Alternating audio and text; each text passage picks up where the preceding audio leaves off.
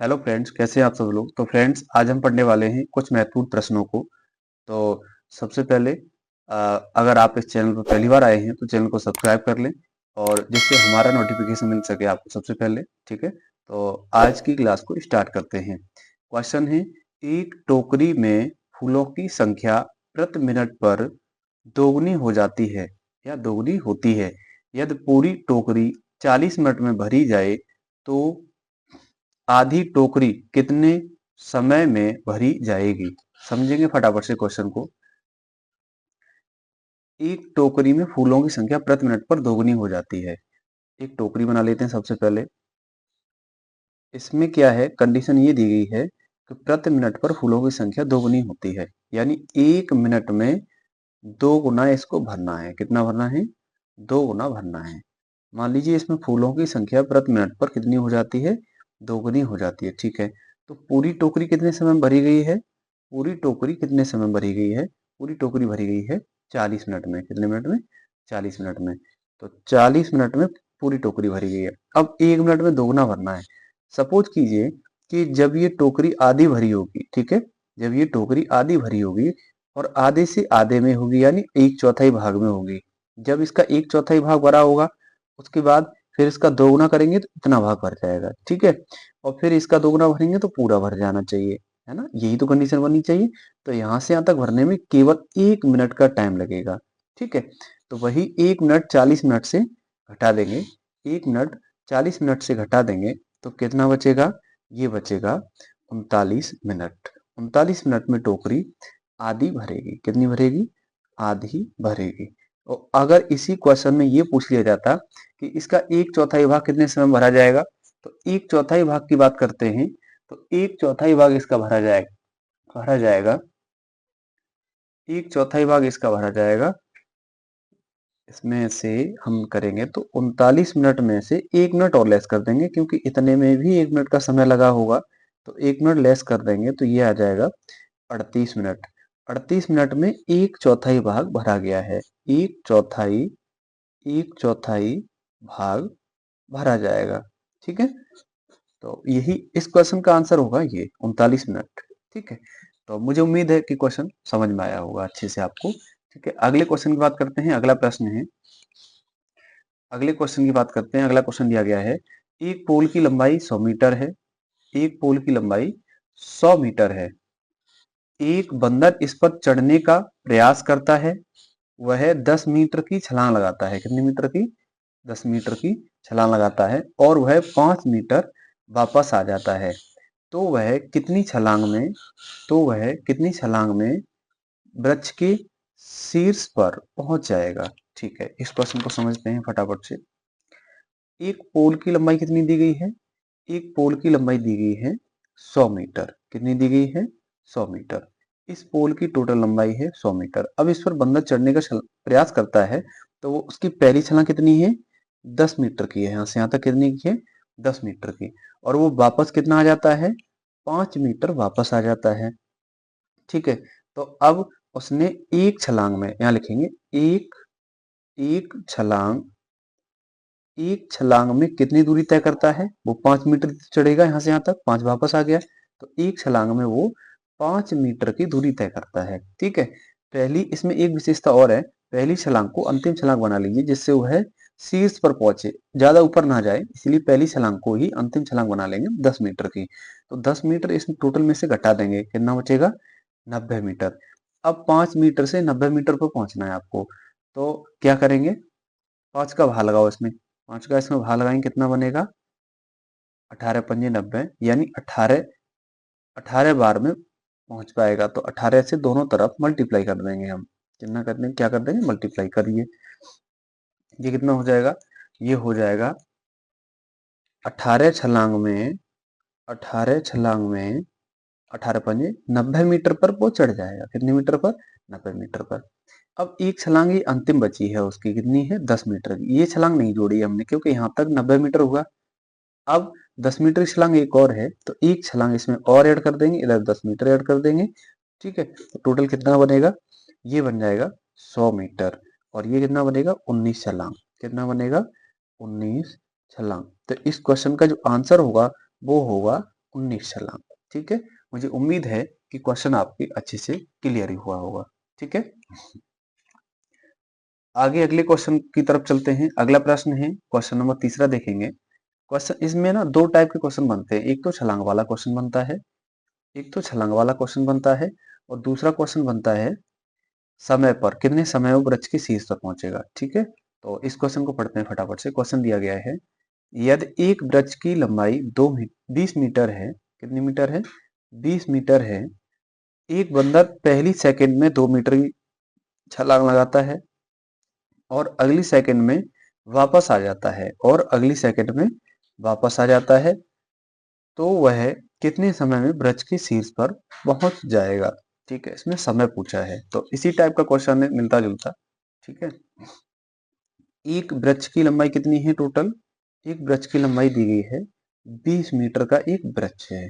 ठीक है, अब बंदर की कंडीशन क्या है कि एक बंदर इस पर क्या करता है, 2 मीटर की छलांग लगाता है, कितनी मीटर की, 2 मीटर की छलांग लगाता है, ये यहां से यहां तक 2 मीटर की छलांग लगाता है और 1 मीटर वापस आ जाता है।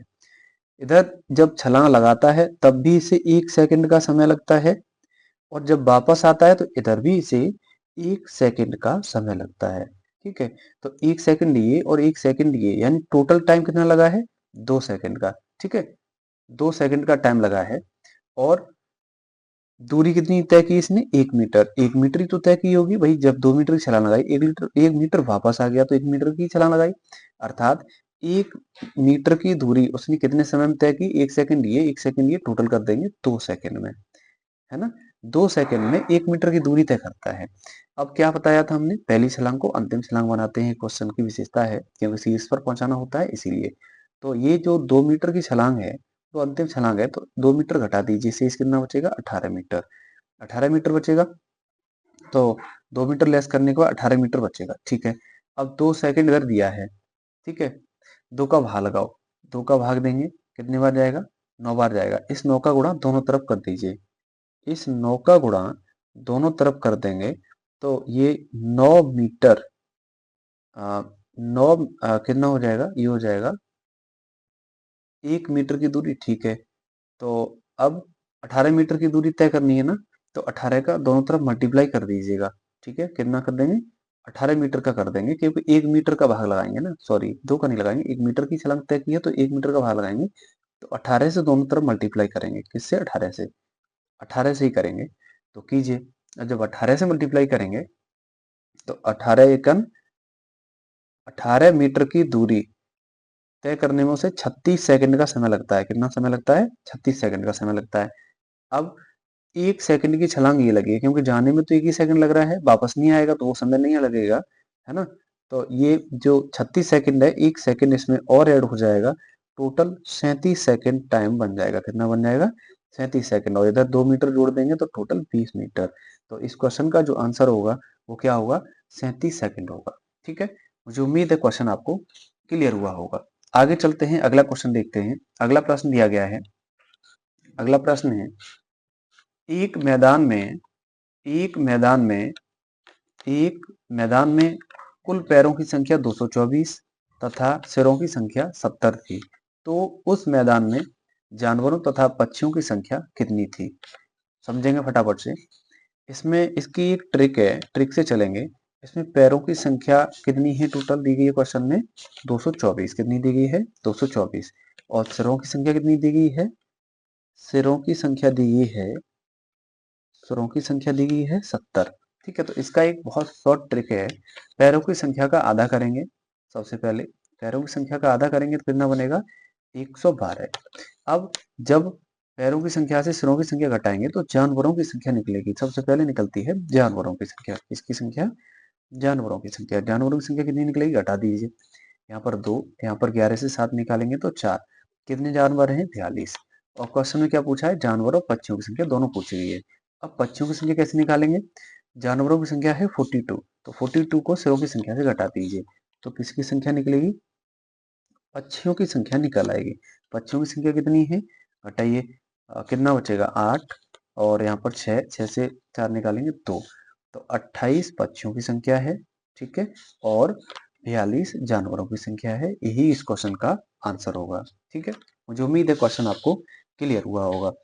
आगे देखते हैं, अगला क्वेश्चन दिया गया है। अगला प्रश्न है, एक समारोह में कुल 10 व्यक्ति थे। कितने व्यक्ति? 10। प्रत्येक ने प्रत्येक को एक गिफ्ट दिया है, तो कुल गिफ्टों की संख्या कितनी है? एक समारोह में कुल 10 व्यक्ति हैं, प्रत्येक ने प्रत्येक को एक गिफ्ट दिया, तो कुल गिफ्टों की संख्या कितनी है? समझते हैं फटाफट से इस क्वेश्चन को। इसका एक फॉर्मूला होता है, ये फॉर्मूला बेस्ड क्वेश्चन है, यानी n व्यक्तियों द्वारा, नोट कर लेना इस पॉइंट को, नोट पॉइंट कर लेना, n व्यक्तियों द्वारा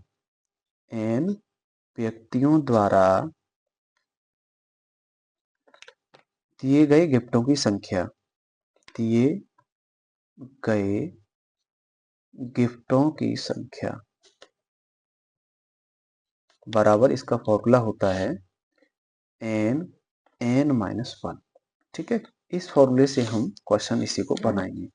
अब इसमें समारोह में कुल कितने व्यक्ति दिए गए हैं?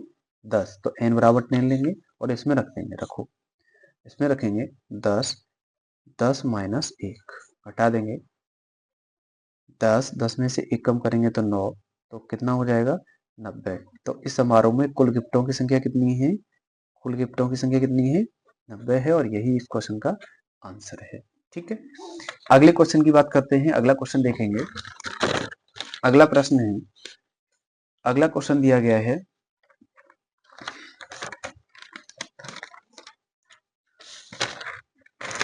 एक समारोह में, क्वेश्चन है, एक समारोह में प्रत्येक व्यक्ति ने प्रत्येक व्यक्ति से हाथ मिलाया, तो कुल हस्त मिलन संख्या कितनी है? ये भी फॉर्मूला बेस्ड क्वेश्चन है, इसका भी नोट पॉइंट 2 लिख लेना, नोट पॉइंट नंबर 2 लिख लेना। n व्यक्तियों की हस्त मिलन संख्या, हस्त मिलन संख्या बराबर n-1 बटे 2। ये इसका फॉर्मूला होता है, ये नोट कर लेना। ठीक है, इसी से क्वेश्चन बनेगा। अब इसमें एक समारोह में प्रति व्यक्ति ने प्रति व्यक्ति से हाथ मिलाया, एक समारोह में, व्यक्ति तो इसमें दिए ही नहीं क्वेश्चन में, एक समारोह में प्रति व्यक्ति ने प्रति व्यक्ति से हाथ मिलाया, तो कुल हस्त मिलन संख्या, एक समारोह में 10 व्यक्ति, ऐसे लिख लेना, एक समारोह में 10 व्यक्तियों ने प्रत्येक व्यक्ति से, ठीक है ऐसे लिख लेना, एक समारोह में 10 व्यक्तियों ने प्रत्येक व्यक्ति से हाथ मिलाया, तो कुल हस्त मिलन संख्या कितनी है? तो n बराबर इसमें कितना लेंगे? 10, और इसमें रख के सॉल्व कर देंगे। 10 माइनस 1 बटे 2 कीजिए सॉल्व। 10 में से 1 कम करेंगे 9 बटे 2, 2 से छोटा कर देंगे, 2 से 5 बार, 9 पंजे 45, कितना? 45। तो हस्त मिलन संख्या कितनी आ जाएगी? 45 आ जाएगी, क्योंकि हाथ मिलाने वाला व्यक्ति हट जाता है, इसलिए इनकी संख्या कम आई है। ठीक है, अगले क्वेश्चन की बात करते हैं। अगला प्रश्न दिया गया है, क्वेश्चन है, एक सड़क पर 2 पोल के बीच की दूरी 100 मीटर है, तो 10 पोल के बीच की कुल दूरी कितनी होगी? समझेंगे फटाफट से क्वेश्चन को। 2 पोल मान लीजिए, ऐसे समझ लीजिए, 2 पोलों के बीच की दूरी कितनी दी गई है? 100 मीटर है। ठीक है, अब 10 पोलों के बीच की पूछी गई है, तो 10 में से 1 कम कर देंगे, 9, 10 पोल हैं, 10 में से 1 कम कर देंगे, तो कितना बचेगा? 9 बचेगा, और 9 में 100 मीटर का गुणा कर देंगे, तो 10 पोलों के बीच की दूरी कितनी होगी? 900 मीटर होगी। कितनी होगी?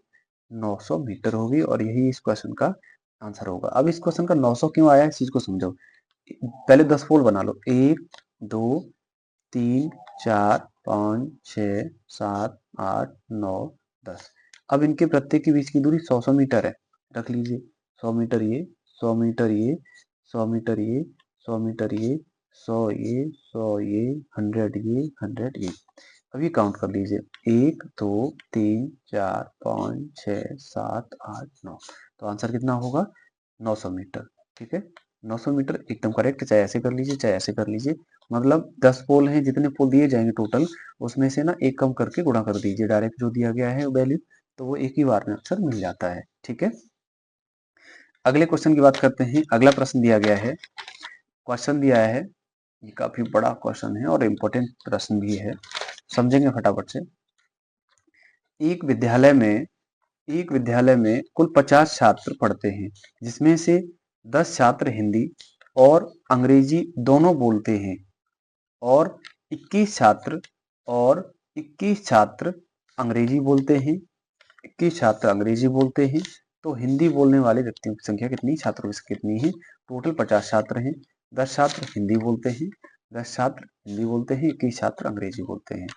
समझेंगे फटाफट से। एक डायग्राम बना लेते हैं जिससे ये क्वेश्चन क्लियर हो जाए।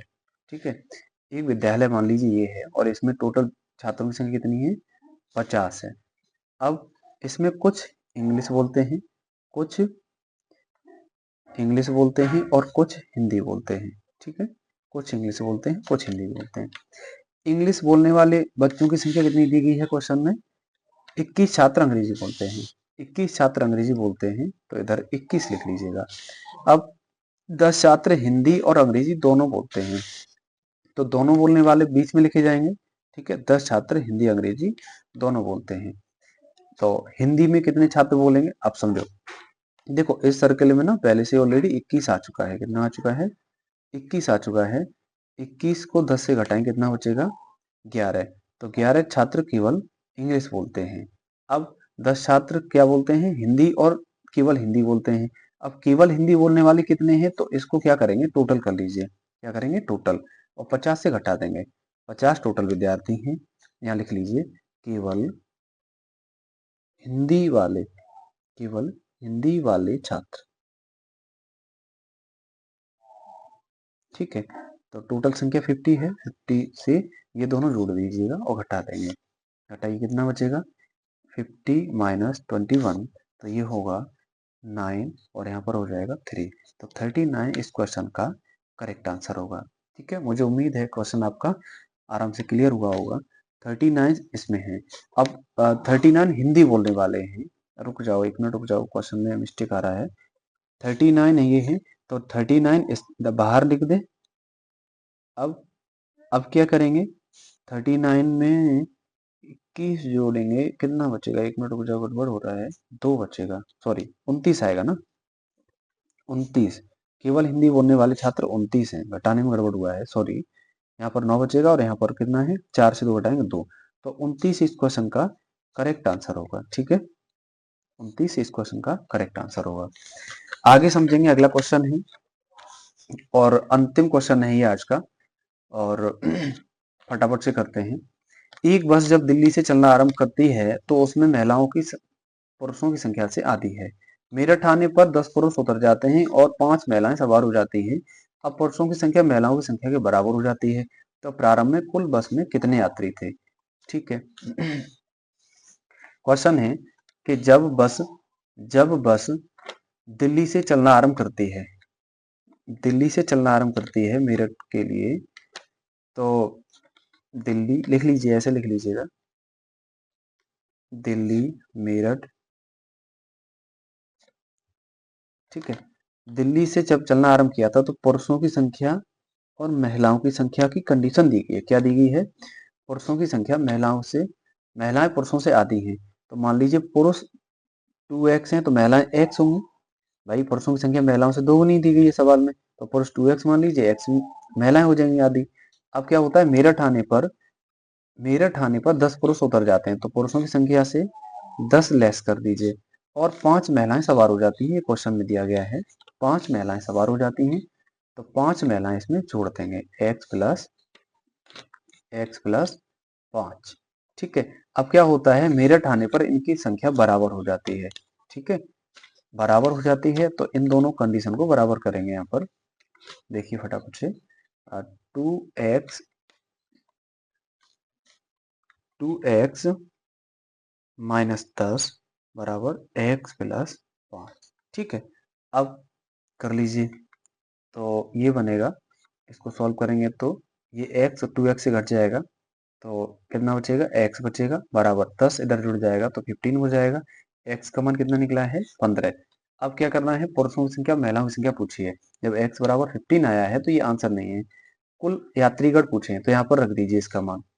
15 दूनी 30 तो पुरुष थे पहले स्टार्टिंग में। ठीक है, और महिलाएं कितनी थी? 15। तो इन दोनों को टोटल कर देंगे। जब इन दोनों को टोटल करेंगे कितना हो जाएगा? ये हो जाएगा 5 और 4। तो टोटल यात्री कितने थे? टोटल यात्री थे 45 और यही इस क्वेश्चन का आंसर हो जाएगा। मुझे उम्मीद है कि आज की क्लास आपको अच्छी लगी होगी। और कल की क्लास में हमने आपको स्क्वायर सिखाया था, तो इसमें एक मिस्टेक हो गया था पहला ही वाला, उसके लिए हम माफी चाहेंगे। क्वेश्चन था 52 का स्क्वायर। एक बार और समझ लीजिएगा। आज पीछे वाले अंक कवर करेंगे तो 0 4 लिखेंगे, क्योंकि 2 का पेयर होता है, और 5 का स्क्वायर करेंगे तो 25 होता है। अब इन दोनों का गुणा कर देंगे, 5 दूनी 10, 10 दूनी 20, पीछे से एक अंक छोड़ के जोड़ देंगे, टोटल हो जाएगा 4072। तो करेक्ट आंसर इस क्वेश्चन का होगा 2704। ठीक है, तो आज की क्लास कैसी लगी, कमेंट बॉक्स में जरूर बताएं आप। और ठीक है, मिलते हैं आपको अगली क्लास में। ठीक है, एक नई शुरुआत के साथ में। तो तब तक के लिए जय हिंद, वंदे मातरम।